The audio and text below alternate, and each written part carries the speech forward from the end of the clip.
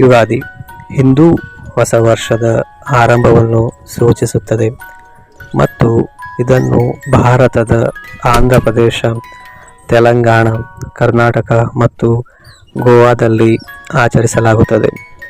ಯುಗಾದಿ ಎಂಬ ಪದವು ಯುಗ, ವಯಸ್ಸು ಮತ್ತು ಆದಿ, ಆರಂಭ ಎಂಬ ಸಂಸ್ಕೃತ ಪದಗಳಿಂದ ಹುಟ್ಟಿಕೊಂಡಿದೆ. ಇದು ಹೊಸ ಯುಗದ ಆರಂಭವನ್ನು ಸೂಚಿಸುತ್ತದೆ.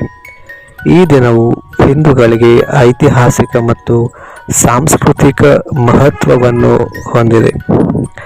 ಮಹಾರಾಷ್ಟ್ರದಲ್ಲಿ ಗುಡಿಪಾಡ್ವ, ಆಂಧ್ರ ಪ್ರದೇಶ ಮತ್ತು ತೆಲಂಗಾಣ, ಕರ್ನಾಟಕದಲ್ಲಿ ಯುಗಾದಿ ಎಂದು ಆಚರಿಸಲಾಗುತ್ತದೆ.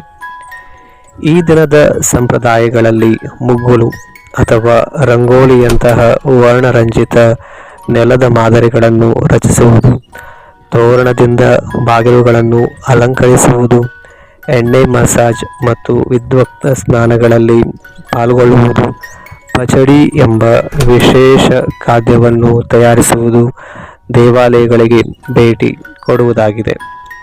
6 ರುಚಿಗಳ ಮಿಶ್ರಣದೊಂದಿಗೆ ಪಚಡಿ ಹಿಂದೂ ಪದ್ಧತಿಗಳ ಪ್ರಕಾರ ಜೀವನದ ಅಂಶಗಳನ್ನು ಅಳವಡಿಸಿಕೊಳ್ಳುವುದಾಗಿದೆ. ಇದನ್ನು ಬೇವಿನ ಹೂವುಗಳು, ಮೆಣಸಿನ ಪುಡಿ, ಹುಣಸೆಹಣ್ಣು, ಮಾವು, ಬೆಲ್ಲ ಮತ್ತು ಉಪ್ಪು ಬೆರೆಸಿ ತಯಾರಿಸಲಾಗುತ್ತದೆ. ಬಳಸಲಾದ ಎಲ್ಲ ಪದಾರ್ಥಗಳು ಜೀವನದ ವಿವಿಧ ಅಂಶಗಳನ್ನು ಪ್ರತಿಬಿಂಬಿಸುತ್ತದೆ. ಸಂತೋಷದಾಯಕ ಹಬ್ಬವಾದ ಯುಗಾದಿಯನ್ನು ಜನರು ಶಾಂತಿ, ಸಂತೋಷ ಮತ್ತು ಸಮೃದ್ಧಿಯ ಮುನ್ನುಡಿಯಾಗಿ ನೋಡುತ್ತಾರೆ.